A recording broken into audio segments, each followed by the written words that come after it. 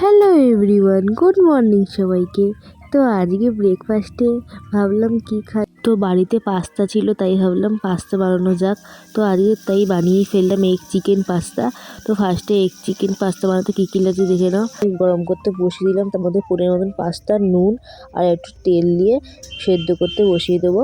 এবার একটা কড়াইতে তেল নিয়ে নেবো, তারপর মধ্যে একটু ডিম ভেজে নেবো একটা। তো আমি এখানে একটা দিয়ে তোমরা দুটো দিতে পারো। নুন দিয়ে ডিমটা ভালো করে ভেজে নেবো ঝুরঝুরি মতন। তারপর ওই তেলের মধ্যে একটু বাটার অ্যাড করব। তোমরা চাইলে দিতেও পারো, না দিতেও পারো। তো আমি এখানে বাটার অ্যাড করেছি একটু। তারপর ওর মধ্যে দিয়ে দিলাম পেঁয়াজ কুচি। তো পেঁয়াজ কুচিটা ভাজা হতে থাক। তারপর এখানে দিলাম পাস্তাটাও সেদ্ধ হয়ে গেছে, তো পাস্তার জলটা ছেঁকে দিলাম। তো তারপর পাস্তা ঠান্ডা করতে দিলাম। তারপর এখানে একটুখানি রসুন কুচি অ্যাড করেছি। তো তারপর রসুনটা পেঁয়াজটা ভালো করে ভেজে নিয়ে ওর মধ্যে দিয়ে দেবো বিনস কুচি। আর বিনস কুচি দিয়ে নাড়িয়ে একটু দিয়ে দেবো গাজর কুচি।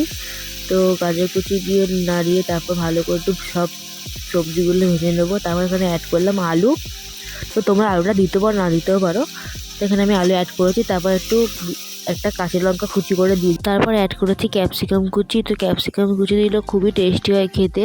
তো ওই সবগুলো ভালো করে সব সবজিগুলো ভেজে নেবো। তারপর এখানে আমি পরিমাণ মতন নুন দিয়ে দেবো। তো এখানে আমি 2 চামচ নুন দিয়েছি পরিমাণ মতন। তো ভালো করে ঢাকা দিয়ে দিয়ে ভেজে নেবো। সবজিগুলো ভালো করে ভাজা হয়ে গেছে। তারপর একটু হলুদ গুঁড়ো অ্যাড করলাম 1 চামচের মতন। তো ওইগুলো সব দিয়ে ভালো করে ভেজে নেবো। তারপর এখানে অ্যাড করব, আমি একটা মশলা বানিয়ে রেখেছিলাম আদা রসুন জিরে আর লঙ্কা বাটা। তো ওটা একটু দিয়ে দিলাম 1 চামচের মতন, সব একসঙ্গে বেটে। তো তারপর একটু চিকেন কুচি অ্যাড করলে একদম কিমা টাইপের, যাতে তাড়াতাড়ি সেদ্ধ হয়ে যায়। তো ওইগুলো সবগুলো দিয়ে ভালো করে কষিয়ে এখানে আমি পাস্তার মধ্যে একটু তেল আর নুন মাখিয়ে রাখলাম যাতে সেটে না যায়।